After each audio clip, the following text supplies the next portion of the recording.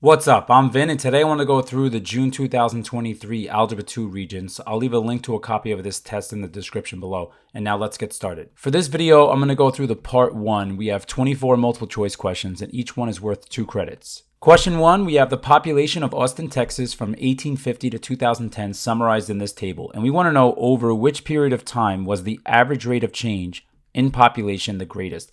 So for this one here, we have to know that the average rate of change of f of x on some interval here, a, b, so on some interval from a to b is, and this is the $1 million formula right here, you have to know f of b minus f of a over b minus a.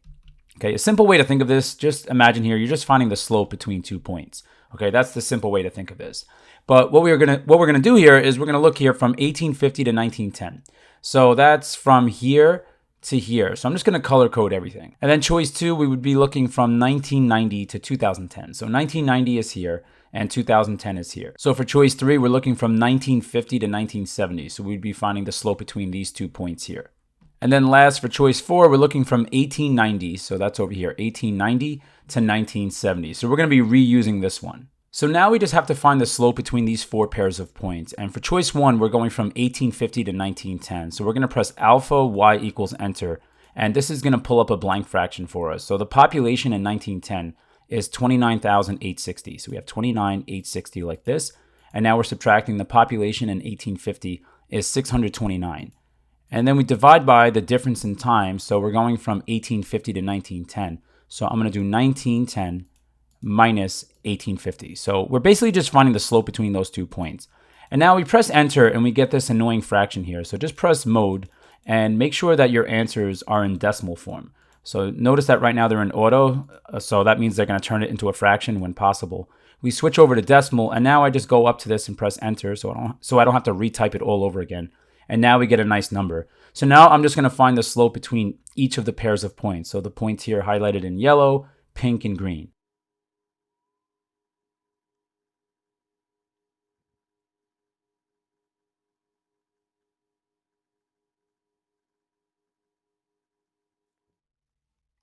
Okay, so now that we found the 4 slopes, we just have to find which one is the greatest here. So just looking at this list here, we could clearly see that the one in yellow, 14,805, is the greatest rate of change that we found. So choice 2 is our answer. So question 2, we have this expression here, and this is reminding me of the difference of two squares formula. When we have a squared minus b squared, this factors nicely to a plus b times a minus b.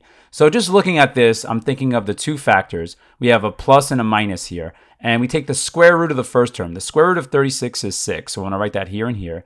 The square root of x to the 6 is x to the third, and I could quickly check that. If I do x to the third times x to the third, that brings me right back to x to the 6. And now we take the square root of 25 is 5, so that goes here and here, and the square root of y to the 4 is y to the second. And once again, we could check that. If we did y squared times y squared, it brings you right back. So this must be choice 2.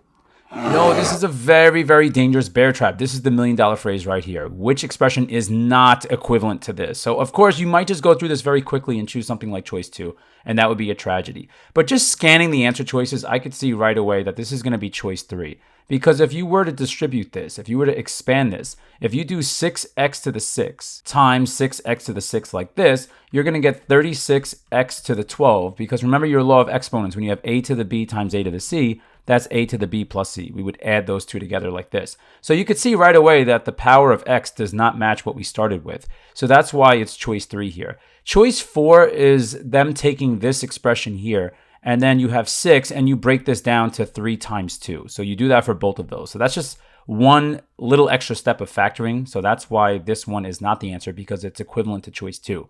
And then choice 1, all they did was take the original expression here, and they used this law of exponents. When you have a to the b to the c, that's the same thing as a to the b times c like this. So they expressed the power 6 as 3 times 2, and they wrote it in this power to power form like this. So that's why choice 1 is out. Definitely choice 3. Question 3, what are the zeros of s of x? And for this one here, we could set s of x equal to 0, and we're going to factor this by grouping. So we're going to go in pairs here. So what we're going to do first is take the greatest common factor out from x to the 4th and 9x squared. And the greatest common factor of those two is x squared. So now we divide each of those by x squared, and we're left with x squared minus 9. And now for the next two terms, the greatest common factor of those two, would be 3x. And if we divide 3x to the third by 3x, we're left with x squared. And if we do minus 27x divided by 3x, we're left with minus 9. So now I could see here the goal is to generate a leftover factor here of x squared minus 9. So for the last two terms, I'm actually going to take out a minus 10 instead of a plus 10, because when we do minus 10x squared divided by minus 10, that gives us a plus x squared. And when we do 90 divided by minus 10, we're going to get a minus 9 like this. So now we have matching factors left. So we could take out the common x squared minus 9 from all three of them. So we're going to put that in parentheses. And now left here, what we have left is x squared. And then we have plus 3x. And we have minus 10. So now we just have more factoring to do. Once again, we have to do difference of two perfect squares. So we're doing this all over again. So now we have x plus 3 times x minus 3. And now for this one here, we're going to use the method. We're going to look for two numbers that have a sum of 3. And the two numbers also have to have a product of negative 10. So when we factor this, when we break down the next one here, what we're thinking about is we have x, but we're going to have a plus and a minus because our numbers are multiplying to a negative. So that means one of the factors has to have a positive, one has to have a negative. And then the mystery numbers here would be 5 and negative 2, because 5 plus negative 2 is positive 3. And when you multiply those, you get negative 10. So now from here, if you know this concept that factors and roots have an opposite relationship, you may just be able to answer this very, very quickly. Otherwise, you have to set each factor equal to 0 one by one and solve. And this one would give you x equals negative 3. But notice that you get negative 3, but it's opposite of plus 3. So I could do this the fast way by just saying what's opposite of minus 3? That would be plus 3. And if I want to find the root out of this factor, I would say what's opposite of plus 5, which is going to be minus 5 like this. And then for the last factor, the opposite of negative 2 is positive 2. So my four roots, I have four roots here, are negative 3, positive 3, negative 5, positive 2. So we have four roots, which means choices 1 and 2 are out because they only have 3 roots. And now we look here. Let's see, we have negative 3, positive 3, but this one has a root of negative 2, not positive 2. So 3 is out. And now choice 4 is our answer. We have roots of negative 5. So we have negative 5, negative 3, positive 2, and positive 3. So all four check out. Definitely choice 4. So now if we want to check our answer to question 3, and also if you want to just do this for question 3, this will get you the right answer and you don't actually have to do the algebra. But we are at the algebra region, so of course I'm going to have to show techniques for actually doing algebra. So I'm just going to type this in the y equals spot here. So once we type this function in, we could just press graph, and this thing is going to go crazy. And now we just look at the roots. We have a root at negative 1, 2, negative 3, and negative 5. So there's the two roots at negative 3 and negative 5. And then we have the other two roots occur at x equals 2 and x equals 3. Remember, the roots or the zeros are where the graph crosses the x-axis. So this way is way faster and very much reliable. But once again, I just wanted to review how to factor by grouping. Question 4, we have theta is an angle in standard position. The terminal side passes through the point negative 2, negative 3. We want to know what is the numerical value of tangent theta. So for these kind of questions, I highly recommend that you draw them out. So let's just draw this up a little bit because we're going to be in quadrant 3. So we're going to the left 2, and we're going down 1, 2, 3. Okay, so this is where our point is. Now, standard position means that we're starting on the positive side of the x-axis here. So we're starting here, and then we spin this way. So we're spinning like this. And that's our angle theta. And our goal is to find the numerical value of tangent theta. So what we should do next is connect this point back to the origin by drawing in a vertical line and a horizontal line. And the reason that I do this is because it helps us to identify here our reference angle. And the reference angle is going to help us find this ratio for tangent theta. So the reference angle is always the positive acute angle between the terminal side of the angle. So this is the terminal side. And the x-axis, okay? So once again, the reference angle is the positive acute angle between the terminal side of the angle and the x-axis. And that helps you find the trig ratio that you need. So we're going to the left 2 and we're going down 3. So right now we have a right triangle. We know 2 of the sides. And if we want to find the third side here, we could use the Pythagorean theorem. So that's what I'm going to do next. I'm going to say 2 squared plus 3 squared equals, and right now we'll just call this as side C, but in a moment we're going to write the actual value. So we'll say C squared. And now that's going to give you 4 plus 9, which is 13. So the value of C is going to be square root of 13. So now I'm going to write in here, we have the square root of 13. And now to correctly set up the ratio, it's very helpful to write this, ASTC. This stands for all students take crack. No, this stands for all sine, tangent, cosine. And what this tells us is, since we're in quadrant 3, is that only tangent and its reciprocal, let's just draw that one more time. So we're going to circle that without crossing out the 3, is that only tangent and cotangent are positive in quadrant 3. So that means here, if we're trying to find what is the value of tangent theta, right away I know our answer is positive because the angle is terminating in quadrant 3. And then we use this triangle here to help us set up the correct ratio. So we look here, tangent theta, tangent, we're going to remember SOHCAHTOA. Tangent is the ratio of the side opposite over the adjacent side. So we're looking at the reference angle here. We go opposite is 3 over the side adjacent would be 2. So now we just scan the answer choices for 3 over 2, and our answer is choice 2. So question 5, we have this average monthly temperature function T of M, and we're looking at a 12-month period, and T of M is a trig function.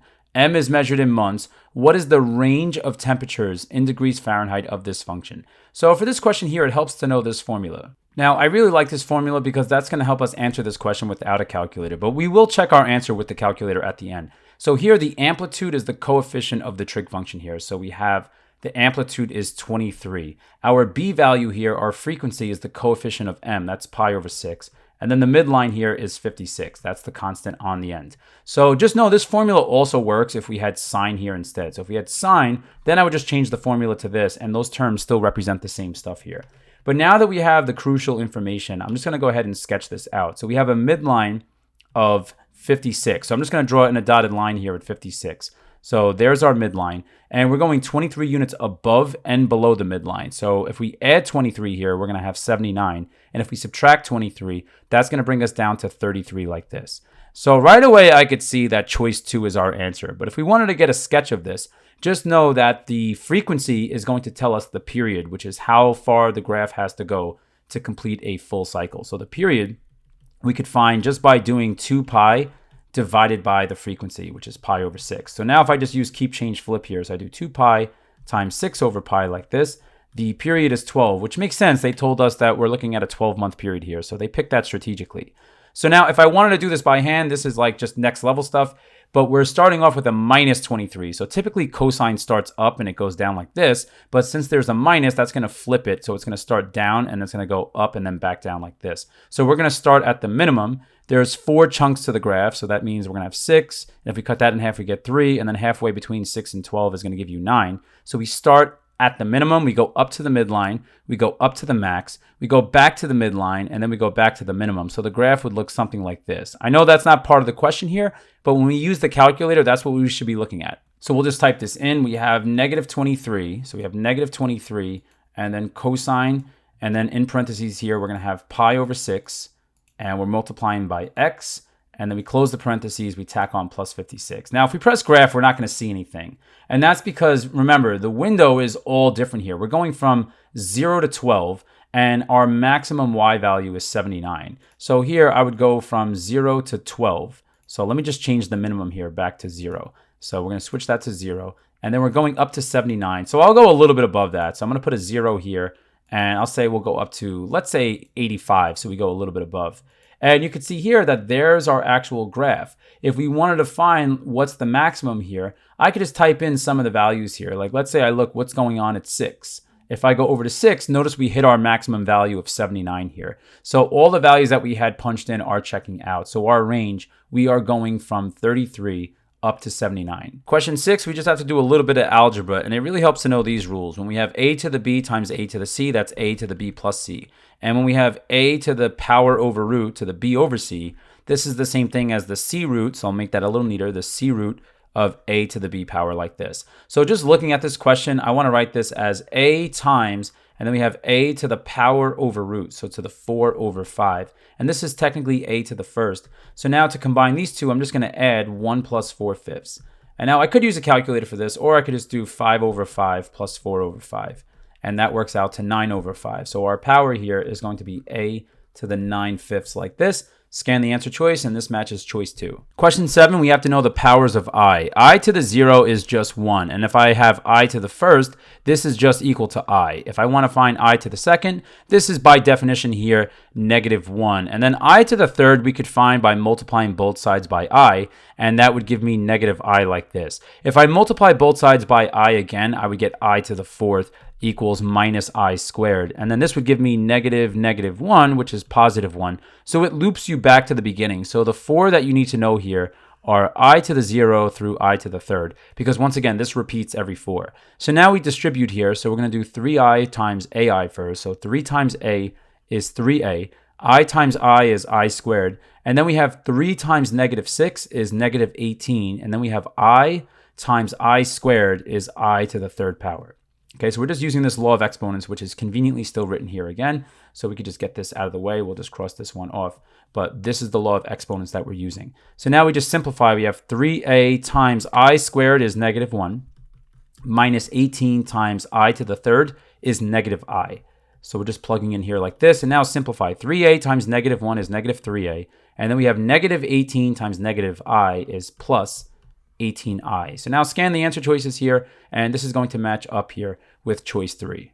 So question 8, we want to know which equation best represents the graph below. And if you want to do this without a calculator, it is a little bit tricky, but you have to know what the graph of log x looks like. Now, just know that log x has a vertical asymptote on the y-axis like this, and it passes through the point 1, 0. So I'm going to go ahead and just sketch this out here. So here's what log x looks like.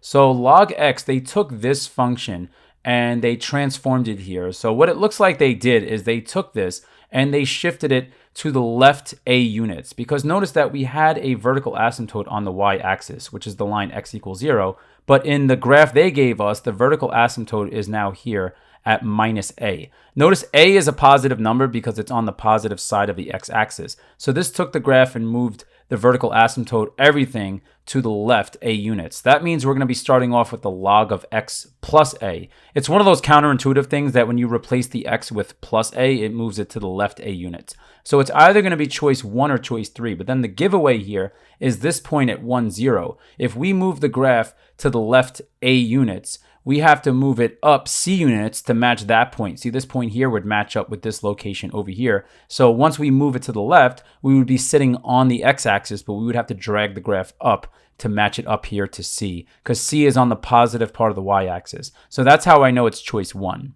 But that's a lot of work. The easiest way to do this would be to take values for a and c. So just say a is equal to 2, and you could say c is equal to 1, because that's what it looks like where they're located. And then if we plug into the answer choices, we claim that 1 is correct. We would have log of x plus 2, close the parentheses, and we write plus 1. And let's see if it matches the picture. So we go over to the y equals here. We'll just type this in. We're going to have log of, and we have x plus 2. So we're typing in x plus 2.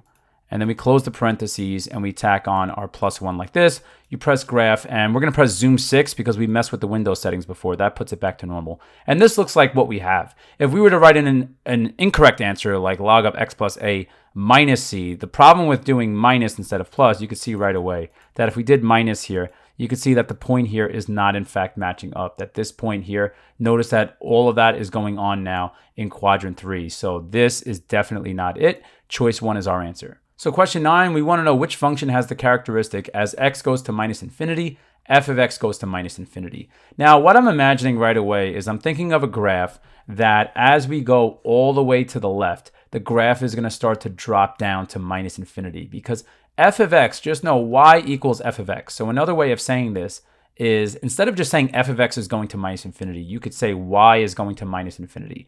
Okay, so as we go to the left, as x goes to negative infinity, as we move to the left, the y value is dropping down to minus infinity. So now looking at the answer choices, 1 and 2 are out. Because for both of these answer choices, as x goes to minus infinity, the y value is going to positive infinity. Okay, so it's going up as we move to the left for both of them. So those aren't our answers. So now for the next part here, we're just going to type in choice 3 and choice 4 into the calculator. So we have 5 times 4 to the negative x power. So we press the up arrow and then the negative, and then we have the x here. And now for this part, we have negative and we have log base 5. So if you're not familiar with how to do that, you press math, you press up here and go to log base, which is on option A here. So we go here, we press this, and now we can write in our custom base of 5. And then inside the parentheses, we have negative x. Okay, so now we press graph, and we have our picture. So now we look at these two graphs side by side here, and which one, as we go to the left, drops down to minus infinity. We can see right away that it's going to be choice 4, because once again, as we move to the left, this graph is dropping down. Now, something like question 10 could be a little bit annoying to factor, but if you want, you could say u equals x squared plus 3. And the benefit of doing this is now you can make a substitution for these two, and you could rewrite this as u squared minus 2 times u minus 24. And now this will factor nicely. We could look for two numbers that have a sum of negative 2, and the two numbers also have to have a product of negative 24. So we write our u term here. We have u, and then we have the numbers have a sum of negative 2, product of negative 24. So the numbers, if you think about it, will be negative 6 and positive 4. If you do negative 6 plus 4, you get negative 2. And if you multiply those two numbers, you get negative 24. And now once you get to this step here, now we could just plug back in for u. U over here was equal to x squared plus 3. So now we have x squared plus 3, and then we tack on the minus 6. And then we have x squared plus 3, and now we tack on the plus 4. So now we just combine these like terms here, and this will simplify to, we'll have x squared minus 3 after we do 3 minus 6, and we'll have x squared 3 plus 4 is 7. And this matches up here with choice 2. So question 11, we want to know the solution to this system here. And this method honestly feels like cheating, but we can press math, go up to number 9 here, polynomial simultaneous. So that we press enter, and we're looking here at the simultaneous equation solver, number 2. And this one we have a 3 by 3. We have 3 equations, and we have 3 unknowns. We have an x, a y, and a z that we have to solve for. So if we do this, one thing we could do after we press graph to go next is we could type everything in. We have 1x, so I'm going to put a 1, plus we have 1y, and then we have 1z. So I just keep pressing enter until I get to the coefficient, and it's equal to 2. So we could just type this whole thing in. We have 1x, and then I could write this a few ways. I could switch this to minus, press enter, and then write my 2 like this. I also have the option, see how we have another minus? I could write plus and then put a negative 1 in front of the z. That's also fine. So whichever one makes you happier. And this second equation here, we have equals negative 4 on the right side. So now we go to the last line. We have 1x, and then we have minus 9y. So I'll write my subtraction sign, enter. We have 9, and then plus 1z is equal to negative 18. And then once we have everything typed in here, all you have to do is press graph to solve this. And your solution is here. So without doing any algebra here, we can see our answer is going to be choice 3. But of course, this is the algebra region, so I'm going to have to show how do we do this algebraically. So for the algebraic method, I would just start adding equations together in such a way that variables eliminate. So right away, I see that we have z and minus z. So if I add those two equations together, so I'm going to call the top line, we'll call this equation 1, we'll call this equation 2, and we'll call this equation 3. So I'm going to do equation 1 plus equation 2. And what is that going to give us here? We're going to have x plus x is 2x. We're going to have y plus negative 2y is minus y. So we have 2x minus y, and now z plus negative z cancels. Those eliminate. And then that'll be equal to 2 plus negative 4 is negative 2. And then next here, so I'll get rid of this. So what am I going to do next? And let's just make sure we erase. So next here, I want to do equation 2 plus equation 3. Because that'll eliminate z once again, and now I'll have two equations with x's and y's. So now I have a regular 2 by 2 system. So x plus x, so I'm doing equation 2 plus equation 3. But you could already see this is way more tedious to have to do. X plus x is 2x. And then negative 2y minus 9y is minus 11y. And now we have negative 4 plus negative 18 is negative 22. And then what I'm looking at right away here, I want, once again, to eliminate stuff. And what I'm seeing is it's probably going to be best here if we multiply this row by negative 1. So I'll just do that all in one step. I'm going to multiply this by negative 1. And if I multiply this by negative 1, that's going to change this to negative 2x. That'll change this to plus 11y. And that'll change this to plus 22. So now I could add these together. And 2x plus negative 2x eliminates. And then we have 11y minus 1y is 10y. And then we have 22 minus 2 is 20. And divide both sides by 10. And this tells you that y is equal to 2. Okay, so that allows us to solve for one variable. But then I'd have to plug this back in, and I'd have to target a different variable. Okay, so we would just have to continue with this once more. So let's see, what's the next variable that we could eliminate here? So now that we have y, maybe we could eliminate x. So we could eliminate the x's here. So what I would do next is I would do equation 1, and I would do plus negative 1 times equation 2. So let's see where this gets us. So if we did this, we're going to have x plus y plus, and y now we could plug in 4. So we just found that y is equal to 2. So we don't need to write in y anymore. So we have x plus 2 plus z is equal to 2.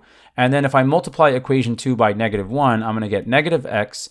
And y is going to change to, we're going to have plus, and we're going to have 2 times y we solved for is 2. So once again, I'm multiplying equation 2 by -1. So we have minus x plus 2y, but y is 2. And then we have plus z is equal to -1. If I multiply -4 by -1, that changes to positive 4. So now we work this out here. X minus x cancels. This is going to give us 2 plus 2 times 2 is 4. So I'm going to have 6 plus z is 2z. And that's equal to 6. And now just look at this here. Notice that if I work this out, I'm going to subtract 6 on both sides. I get 2z is equal to 0, which gives me z is equal to 0. So now I can just plug all of this into the first equation. I have x plus 2 plus 0 equals 2. And that, if we work out, is going to give us the last x equals 0. Okay, so we could do this algebraically, but there's a whole lot of system of equation stuff that we have to do, a lot of heavy algebra. So the calculator is a very solid option here. Question 12, we want to find the roots of this equation here. And this is already in nice form for us to use completing the square. And the way that I know this is because we have the ax squared and the bx term of ax squared plus bx plus c. Those terms are together. So when you want to do completing the square, you want to look at the b term. And in this case, our b term is -4. And you want to take the b term and divide it by 2 and then square it. So I have -2 squared is positive 4, and that would be the mystery number I want to add to both sides. So I add that to both sides because what happens is it turns the left side into a perfect square trinomial. That's why we call it completing the square.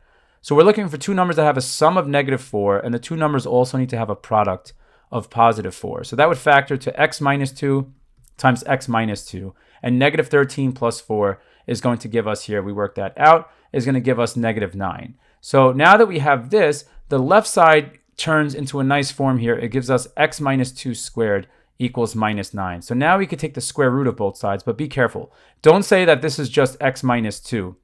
You have to make sure that you tack on a plus or minus, okay? Because remember, the square root of x squared is not x.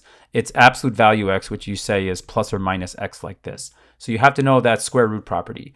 So now just know, what is the square root of -9? The square root of -9 is not just 3. We have to tack on the I here because just know the square root of -1 is I, okay? Remember what we said before. If we square both sides, we get I squared is equal to -1, and we mentioned that in one of the earlier multiple choice questions. So now we have x minus 2 equals plus or minus 3i. So to solve for x, just add 2 to both sides, and you're going to have x equals 2 plus or minus 3i, and this is going to match up with choice 1. Question 13, we're dividing two polynomials, so let's do polynomial division. We have 2x to the third, and I'm going to write a plus 0x squared. Since we don't have an x squared term, I'm going to put a placeholder because I think this helps you stay neat when you're doing polynomial division. You don't have to do that, but once again, I just think it helps you stay neat. And then you have your dividing by 2x plus 4. So here we're going to focus on the leading terms. You're going to do 2x to the third divided by 2x, and that's x squared. So we start off with x squared, and then x squared times 2x is 2x to the third, and then we have x squared times 4 is 4x squared. And then we have to subtract this from the line before, but a helpful little trick is to just change the sign of whatever you have here. So I'm going to have a minus 2x to the third, and instead of plus 4x squared, I have minus 4x squared. So now these terms cancel, and then 0 plus negative 4x squared is minus 4x squared, and I carry down the 2x. And then I start this process all over again. I have to focus on the leading terms. So my new leading term is now minus 4x squared. And minus 4x squared divided by 2x is minus 2x. And now I distribute. I have minus 2x times 2x is minus 4x squared. And then minus 2x times 4 is going to give us minus 8x. And then I subtract, but remember the trick, I change the sign of all this stuff. Because when I subtract a negative, it changes to a positive.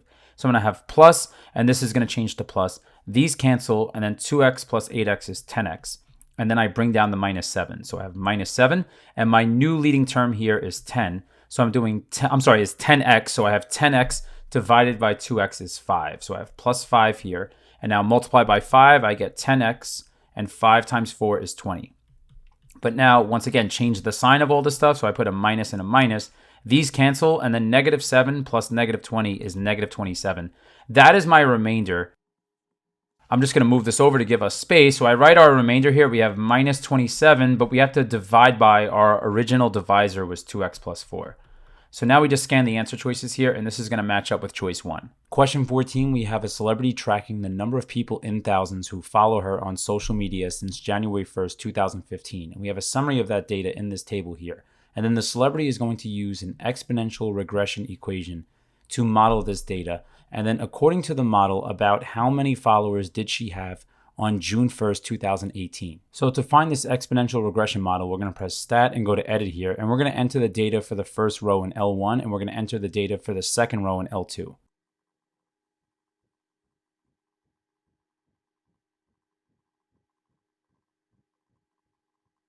Now, once we have all this data entered, we're going to press Stat, scroll to the right to calculate, and we scroll down here to option 0 is exponential regression. So we press 0 here, and we're going to go to calculate. And this is going to give us all the data that we need. So now we can just write out the formula. We have y equals, and a, we're just going to write out a few decimal places. We'll have 1.767957. And I'll stop here since to the right of a 7 we have a 1, so we'll just round this down to 7 like this. And then we'll write parentheses here, and our b value, we're going to write out another few decimal places. We have 1.18, and then we have 483, and I'll stop here because after the 3 we have a 1, so we'll round down to 3 like this. And then we throw on our exponent here. But now we have to figure out how many months goes by from January 1st, 2015 to June 1st, 2018. Because remember, this row over here represents the number of months since January 2015. So think about January 1st, 2015. If I write it out like this, and we're going to June 1st. So June 1st, 2018. Well, first up, I think it's obvious that 3 years goes by. So we have 3 years, but now how many months go by? This is the months section over here. From 1 to 6 is a jump of 5. So from January to June, that's 5 months. Okay, so we're just going to throw this in like this. Now, if it's obvious that in 3 years there's 36 months, then great. Otherwise, just multiply by this conversion factor. You have 12 months in 1 year. So if you multiply by 12 months over 1 year, the years cancel out like this. And then 3 times 12 is 36. So you have 36 months. So now think about this. 3 years is 36 months plus another 5 months would be 41 months. Okay, so this is 41 months. So if we want to find this approximation here, we're going to plug in x equals 41 since x represents the number of months since January 2015. Okay, so now we're back on the main screen and we're just going to type in this equation. And now we're raising this to the x power, but we're going to plug in x equals 41. So we press this up arrow and we type in our 41 here, and this gives us the information we need. So we can write our answer here. We have y equals, and remember, this should be in thousands here. So to find our actual value, we're going to multiply by 1,000, which is going to move the decimal 1, 2, 3 spaces to the right. So we're going to have 1850842 point, and this is going to continue on. But if we look at the answer choices, this is going to match up with choice 3. Remember, we don't have to be exact. They said about how many followers did she have on June 1st, 2018, and this answer is the closest. So question 15, we have this equation here, and it's modeling a luminescent substance decay. And we want to know this function can be best approximated by one of these. So this is the law of exponents that you want to know. When you have a to the b to the c power, this is equal to a to the b times c. And not only do you have to be able to go from left to right in this formula, you have to be able to go from the right to the left side. Because looking at this, we have I naught e to the 3 times this. So right away, we're just multiplying these two together. So the first thing I would do here is I would multiply, and you can use a calculator for this. If you're doing 3 times and you have, I'll put the minus up top like this, we have minus t over 0.6. You're really just asking the calculator 3 divided by 0.6. And that's 5. So you have 5 times negative t, and that would simplify to negative 5t. So your exponent of e is you're going to have e to the negative 5t like this. So when you scan the answer choices, this is very tempting, but this is not the answer choice. Because remember, this is exponential decay. If you had e to the 5t times some positive number, like this is just going to be growing exponentially, not decaying exponentially. So this one's out. So now looking at this, I could see negative 5 doesn't match 1 over 0.18. If you had 1 over 0.2 like this with a minus like that, then yes, that would give you negative 5. So this one is also out. So it's one of these, but notice, oh no, the base e disappeared. That's where this rule comes into play. Because notice we have e to the negative 5 times t. So we're going to use this law, but backwards. So now I'm going to rewrite this as I naught, and then we have e to the negative 5. And that's being raised to the t power like this. So now we're just going to ask the calculator, what is e to the negative 5? So to get e, we press second natural log, and we have e to the x. We just type in minus 5 like this.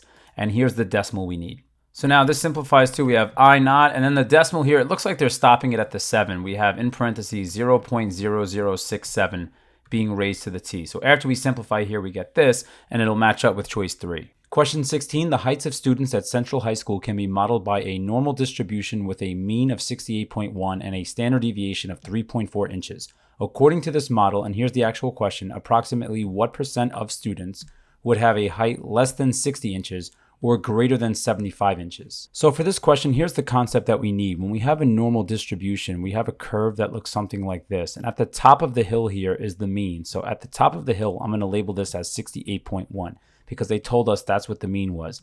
And then if we draw a line down like this is going to line up with 0 because when we're at this location, we are 0 standard deviations away from the mean because we're exactly on the average. But if I go forward 1 standard deviation and my standard deviation is 3.4 inches, I'm going to do 68.1 plus 3.4 and I'll get 71.5. So that would give us this value here, 1 standard deviation in front of the mean like this. And now if I want to go forward another standard deviation, then I would add another 3.4 and that would give us 74.9 like this. And I could also go backwards. Let's say I subtract. So if I want to go backwards 1 standard deviation below the mean, I would subtract 3.4 and that would give me 64.7. So I'm going to do this once more. If I want to go 2 standard deviations below the mean, then I'm going to subtract 3.4 again, and that's going to give me 61.3. Now, the reason why I'm doing this is so that we could understand the concept.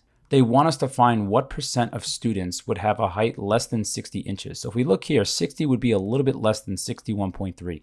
So 60 is over here, and less than 60 inches in height would correspond to this little space under the graph, which is a tiny amount here. And if we look, what percent of students would have a height that's greater than 75 inches? That would be slightly to the right of 74.9. So 75 would be right here. And we're looking at this space under the graph like this. Now, one of the concepts that you need is that the middle 95% is between 2 standard deviations below the average and 2 standard deviations above the average. So that's the middle 95%, plus or minus 2 standard deviations. So just looking at this, if this is 95%, I could just common sense this question and say, well, this looks like it is just about a little bit past 2 standard deviations. So if we only have 5% left and you did 5% divided by 2, that would give you 2.5%. So this here, this space is almost 2.5%. So if I have almost 2.5% and then I add a little bit more, it's going to be something that's more than 2.5%. So I'm looking at it and saying this is most likely the answer. But now let's see how to do this question a super precise way. So we're going to press second vars and go to number 2 here, normal CDF. And if we want to find the percent of kids first that have a height less than 60 inches, then if we focus on what I have drawn over here, less than 60 inches would be this tiny space here. So we would need a lower bound. So we could say here, we could put something close to 0. We could just put something even like 1, because pretend there was a high school student that was 1 inch tall. That just doesn't make any sense. But theoretically here, we could go as far left as possible, but the percent of that happening is like basically non-existent. So we'll just say 1 is our lower limit here. But our upper limit, if we want to know less than 60 inches tall, we'll put an upper limit here at 60. And now this part here represents our average, and our average here was 68.1. So we had 68.1 inches tall like this.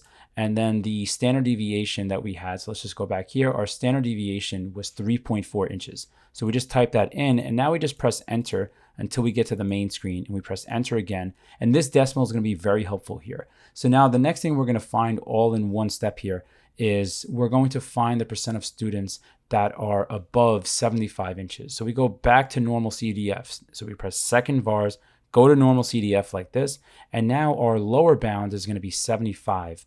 And now that's a pretty tall student. That's 6'3" tall, because 72 inches is 6 feet. So let's pretend here we had like a 10-foot student. A 10-foot student would be 10 times 12 or 120 inches tall. That's not realistic, so I'm just going to put something kind of absurd here. Our average and standard deviation stays the same, but that'll take care of everything going out to this space here, this like percentage that's just completely shrinking to nothingness. So now we just keep pressing enter like this, and we press enter again, and now we're going to add these two decimals together. So we have this decimal plus the one that we got before, and this is going to give us the information we need. Now, if we look at this information, we could see that it's matching choice 4. The only difference is we would have to multiply this by 100 to turn it into a percent. And when you multiply by 100, the decimal moves 2 places to the right, and that would give us 2.98%. So choice 4 is definitely our answer. Question 17, we have a whole lot going on here. We have Marissa and Sydney are trying to determine if there's enough interest in their school to put on a senior musical. They randomly surveyed 100 members of the senior class, and 43% of them said they would be interested in being in a senior musical. And then next, Marissa and Sydney conducted a simulation of 500 more surveys, each of the 100 seniors, assuming that 43% of the senior class would be interested in being in the musical. And then we have the output of the simulation shown here. And then the actual question, the standard deviation of the simulation is closest to. So for this one here, I'm thinking of the normal distribution curve like this. So when we draw our curve in, remember the top of the hill represents the average. So the average is here. But one of the big ideas for these kind of questions is knowing that if you go plus or minus 2 standard deviations above the average here. So I'm going to just drop down this line here for our average. We'll say the average is about here like this, which nicely lines up with about 0.43. Is if we go two standard deviations forward would be like around here. So that's plus 2 standard deviations. And if I go back 2 standard deviations, that would bring me to about this location here. So I'm in this neighborhood here. So that's minus 2 standard deviations. So this is just an approximation. That's why they said closest to. So that would account for about 95% of the data that we have here. So that's the middle 95%. And what that tells us is how much are we covering from here to here? Well, going from here to here, that's 4 standard deviations because I have to go plus 1, 2, 3, 4 standard deviations. And then you want to think about how much space are we covering? Well, the way I drew these lines in, we're going from about, this is in the neighborhood of 0.52 and then minus 0.32. So that's covering a span of 0.2. So that's covering 0.2, and I'll even tack on a 0 here. So now for 1 standard deviation, just divide both sides by 4. And then 1 standard deviation would be equal to 0.05, and that would match up with choice 2. Question 18, we have f of x equals cosine x. We want to know which statement is true. And we have this vocabulary being thrown around, even and odd functions. So when you have an even function, just know that if your graph has y-axis symmetry, then it's even. The technical definition would be if f of x is equal to f of negative x for all of the x values, then your function is even. But we don't need to go this crazy for this question. The y-axis symmetry will be more than enough. And then for odd functions, just know that they are the same graph, even if you turn them upside down. Okay, so I look for the property that when I turn the graph upside down, it's the same graph, and that'll make it odd. So now let's look at sketches of cosine x and sine x. You can see that cosine x has symmetry over the y-axis, and sine x, if we take the graph and we flip it upside down, we're going to be looking at the same exact graph here. So that means sine x is an odd function. So now that's going to help us as we go through the answer choices. So let's just fix this. So we have sine x back to normal here. Okay, so now looking at choice 1, 2 times f of x. That's going to give us 2 cosine x. We're just multiplying cosine x by 2. But if you think about cosine of x goes up to 1 and down to negative 1. If we multiply it by 2, now it's going to go up to 2 and go down to negative 2, but it's still going to have y-axis symmetry, so it's still going to be even. So 2f of x being even is still true. But now what about f of 2x? So now what happens if I replace the x with a 2x? So if I have f of 2x, now I'm going to be considering here cosine of 2x. And all that's going to do to the graph here, so let's just get rid of this part here. We're going to have cosine of 2x. That's going to make the graph, instead of going out to 2 pi to complete a full cycle, because cosine of 1x has a frequency of 1, so the period would be 2 pi. It takes 2 pi units along the x for this graph to complete a full cycle. But if I multiply by 2, that increases the frequency, and that reduces the period down to pi. But notice that this graph still has y-axis symmetry, so it's still even. So that's how I know choice 1 is our solution. Question 19, we have a rational equation, and the first thing that I think about with questions like this is which value of x would make the denominator 0, because just know a denominator of 0 is bad, okay? That's a bad thing because it makes the entire expression or equation undefined. So we can't have a 0 denominator. So any of these factors on bottom, like let's say x minus 5. If x minus 5 was equal to 0, that would be bad. So x equals 5 would make it 0. So this is forbidden. We can't have x equals 5. And what else do we have? We have an x plus 2 factor. So if x plus 2 was equal to 0, that would also be bad. So we can't have x equal negative 2 because that would make this all undefined. So we look at the answer choices. Notice choice 2 has a solution of 5, but 5 is bad, so we have to exit out. And then choice 3 is also bad because it has a 5 attached. So just using that idea eliminates 2 answer choices. And now the next thing we need to know how to do here is find the least common denominator. The least common denominator, the trick is just write down all the factors that are involved. So we have the factors x minus 5 and x plus 2 like this. Now, just know, let's say it had something crazy like this, although I don't think they would ever make it this difficult. If this had a square attached, then I'd have to go with the highest power that the matching factors have, and I'd have to put a 2 there. But that's not the case here. They have to make it reasonable. They have to make it so that you could do it by hand within a reasonable amount of space and time. So now what I'm going to do here is I'm going to rewrite this. And now from this step here, we need to create that least common denominator for all three fractions. So x minus 5 is missing an x plus 2. So this one I would multiply the top and bottom by x plus 2. So that's what we're going to do here. The second fraction is missing an x minus 5. So I would multiply this one by x minus 5 over x minus 5. And then the last one we could leave alone because it has both of the factors that we need. So now we're ready to move forward here. So we're going to multiply these two together. So we're going to distribute. We have x times x is x squared. And then we have x times 2 is 2x. We have 3 times x is 3x. And we have 3 times 2 is 6. So that's the last thing we distribute here. So we get plus 6. And then we have plus, and make sure you distribute the 6 here. We have 6 times x is 6x. And then we have 6 times minus 5 is minus 30. So I'll just write the denominators out like this. So we have, here's our denominator. We're over x minus 5 times x plus 2. Now you might be asking, why didn't I actually multiply these out? And you'll see in a moment, like we don't actually want to multiply those out because we want them to cancel. So we have x plus 2 times x minus 5 like this, and now equals, and this one is fine the way it is, 6 plus 10x. And then this is over x minus 5 times x plus 2. So now notice all the denominators match, so we could cross them off like this. Because remember, we already made a note of which values of x are forbidden. So we eliminated the answer choices that have the forbidden x values. So now we could proceed from here. Okay, so we'll just erase this because I'm going to need the space. They didn't give us a whole lot of space for this question. So we have 2x plus 3x. We could combine like terms. We're going to have x squared, and then we have plus 5x, plus 6, and now we have plus 6x, and then minus 30. And this is equal to, we'll make this neater, is equal to 6 plus 10x. So combine like terms a little bit more, and we'll just make that last x a little bit neater. So we have plus 10x at the end. So we have 5x plus 6x. That's going to give us, we're going to have x squared plus 11x. And then 6 minus 30 gives us minus 24 equals 6 plus 10x. And then from here, I would subtract 10x on both sides. So minus 10x, and all in one step, we could do minus 6. So now we work this out. The right side cancels completely. We have x squared plus 1x minus 30 is equal to 0. So we need two numbers that have a sum of 1 and a product of negative 30. And that would give us x plus 6, x minus 5, because 6 plus negative 5 is 1, and the product of those two is negative 30. And then the roots here would just be the opposite of the number inside the factor because we have a 1 in front of the x. So we have x equals negative 6 and x equals positive 5. So just looking at this here, remember we said x equals 5 was forbidden. So this one we had to reject. So just negative 6. You have to be very careful of choice 3. This is a very, very dangerous bear trap. There are going to be students that ignore that first step and just do all of this and choose choice 3, but just be careful. Choice 1 is our answer. Question 20 is a law of exponents question. We have given x and y are positive, which expressions are equivalent to x to the third over y? So for Roman numeral 1, you just have to know that when you flip the base of an exponent, what that does is it changes the sign of the exponent. So if we're starting off with a minus 1, it changes the sign to positive 1.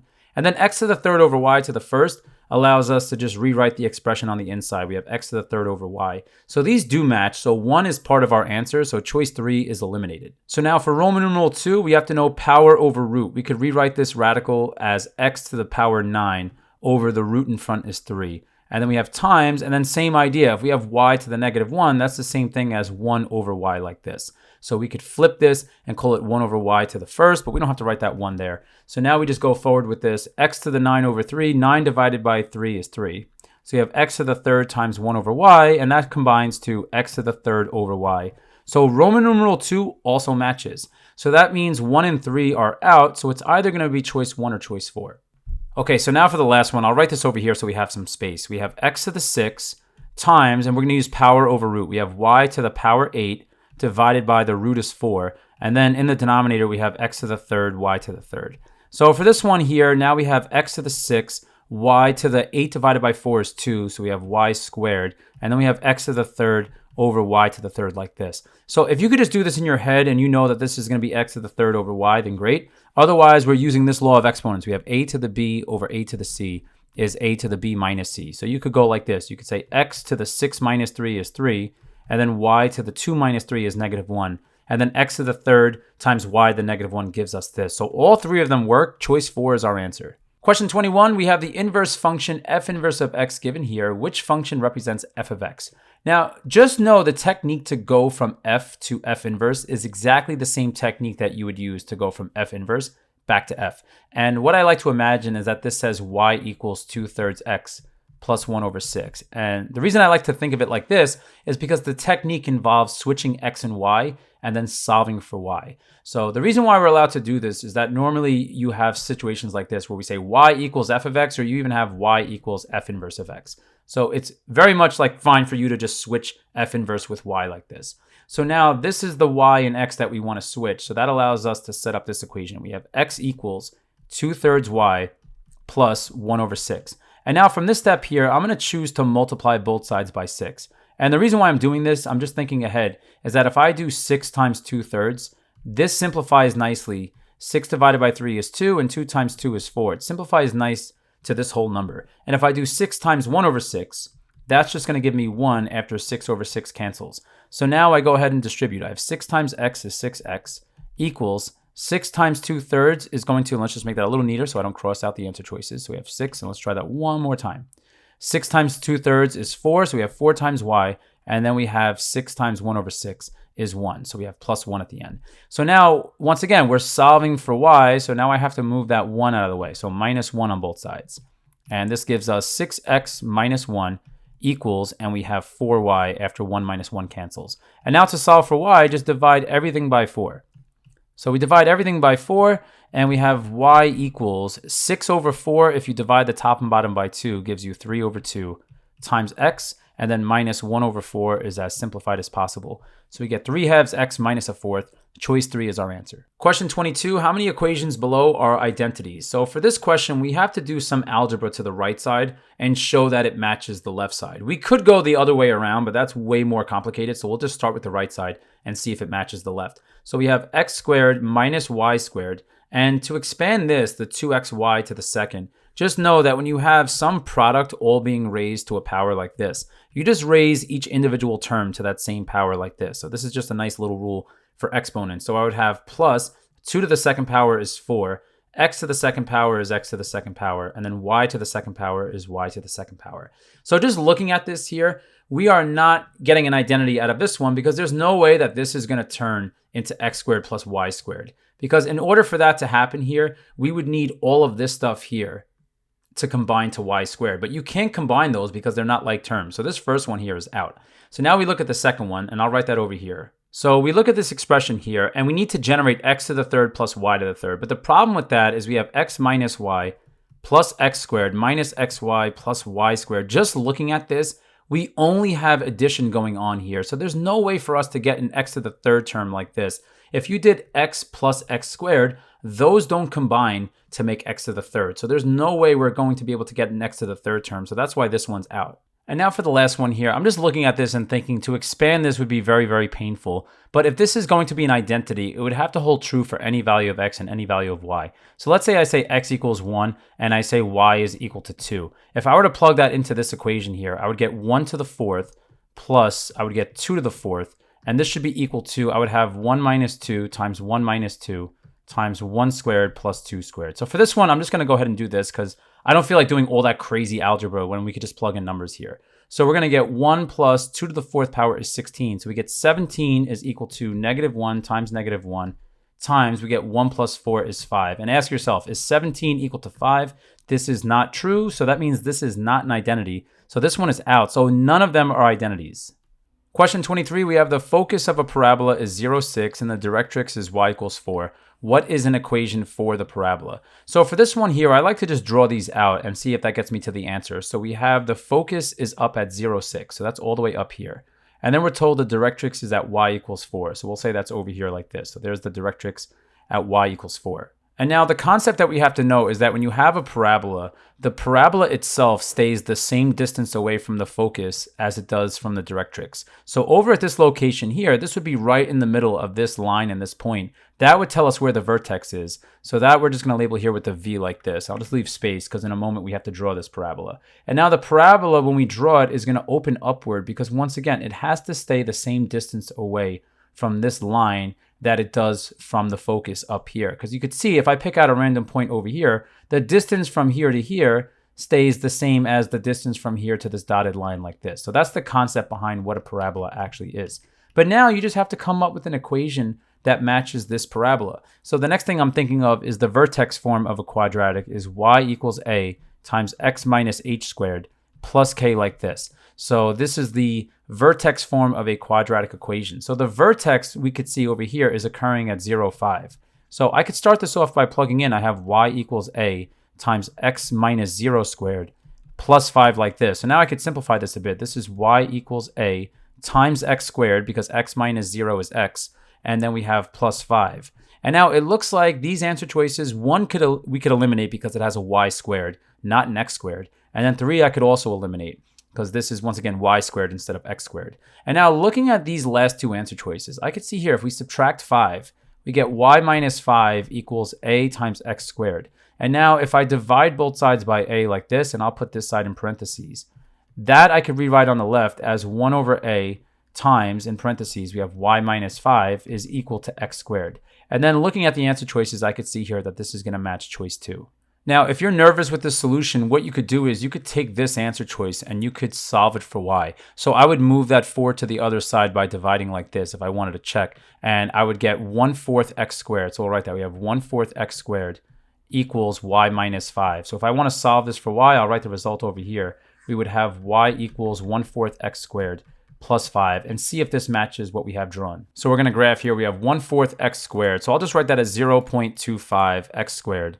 And then we tack on the plus 5. And let's see if we have a vertex at 0, 5, then we're in business here. And sure enough, the vertex is at 0, 1, 2, 3, 4, 5 like this. So it does check out. Question 24, our last multiple choice question. We have John and Margaret deposit $500 into a savings account for their son on his first birthday. They continue to make a deposit, so that's very important. They're going to keep making these deposits of $500 on the child's birthday, and the last deposit they do will be on the child's 21st birthday.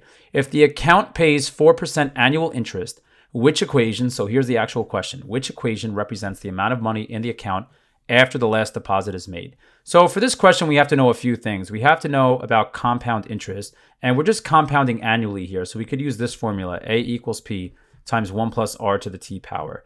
So when we want to see what to multiply by, R is 4% because that's the interest rate. And if we write this out of 100, the decimal form will be 0.04. So the 1 plus R is going to give us 1 plus this, which will give us 1.04. So that's what I'm going to multiply by throughout this question. So on this kid's first birthday, this kid has $500. All right, the parents deposit $500. But then by the second birthday, the $500 grows by 4%. So we can multiply by 1.04. But then remember, the parents, this is a very important detail. They continue to make a deposit of $500 on every birthday until 21. So we're going to add 500 after this. And now let's think about what happens by the third birthday. Well, this entire sum, which I will not simplify because you won't see the pattern then, I'm going to multiply that entire sum by 1.04. So we have 500 times 1.04 and then plus 500. And then we're going to tack on a 500 because remember, on this kid's third birthday, the parents deposit another $500. But now if we distribute, watch what happens when we distribute here. So we're going to distribute across. We're going to get 1.04 times itself is going to make 500 times 1.04 squared. So now we're distributing the 1.04. And then when we do 1.04 times 500, we're going to get 500 times 1.04.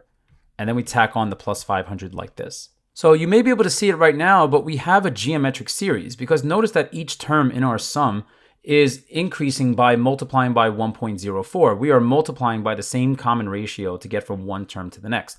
So if I had to find what is the fourth birthday total, we would have 500 times 1.04. Everything would get bumped up now. So we would bump this up from a 2 to a 3. And then we would have, this one would bump up here to a 2. So we'd have 500 times 1.04 to the second power, and then this would get bumped up to 500 times 1.04, And then the parents, once again, deposit another 500. So what's the pattern here? What you want to focus on is the subscript. By the 4th birthday, the highest power here is a power 3. So this is something to pay attention to. So by the 21st birthday, this kid is going to have 500 times 1.04 to the, you see how it's 1 less, so this would be to the 20th power, plus 500 times 1.04 to the 19th power. And this would go all the way down here until we get back to 500 times 1.04. And then once again, they make the final deposit on this kid's 21st birthday. So now we could go to the back of the test and get this nice formula. We have S sub n equals a sub 1 minus a sub 1 times r to the n over 1 minus r. And this represents the sum of the first n terms of your geometric series here. Now, just so you could see, what does the a sub 1 mean? If you were to look at the final result here, s sub 21, that's our goal. We want to find s sub 21. If you think about it in sequence form, like the list of terms would be 500, then it would be 500 times 1.04, and then it would be, after this, you would have all the way down to the end, 500 times 1.04 to the 20th power, like this. So if you list all of the terms out without the plus sign, this represents a sub 1, this is a sub 2, and then this would be a sub 21, the final term here. So when we're actually adding up all the terms, we call it s sub 21 for the sum of the first 21 terms, like this. But using this formula, a sub 1 is the first term in our list, and that's 500. That represents how much money this kid had on his first birthday. And then r is the amount we multiply by to get from one term to the next. But you could see, to get from one term to the next, we're just multiplying by 1.04 repeatedly. So r is 1.04. So now we want the sum of the first 21 terms. So our n value here that we're going to be plugging in is 21. So now we just plug into the formula. A sub 1 is 500. And then we have minus 500 times r was 1.04. And we're raising it to the n, which is 21, over. And then we have 1 minus r is 1.04. And this is going to match up with choice 2.